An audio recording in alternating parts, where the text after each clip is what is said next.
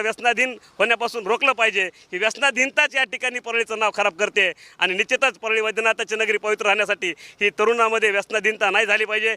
पहिलं तर video viral होतात, मात्र थेट धनंजय मुंडेंना कुठेतरी टार्गेट केलं जातं असं वाटतं।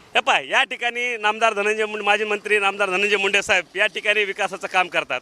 महाराष्ट्रामध्ये एक लढवय्या नेता म्हणून त्यांची ख्याती आहे आणि ह्या नेत्याला कुठेही ते कोंडीत पकडू शकत नाहीत।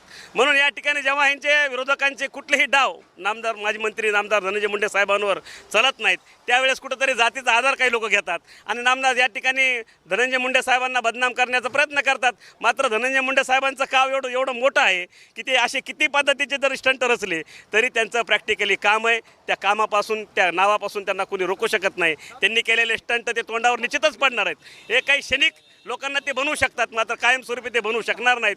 म्हणून नामदार धनंजय मुंडे, माजी मंत्री धनंजय मुंडे साहेबांना या ठिकाणी असंच कोंडीत पकडून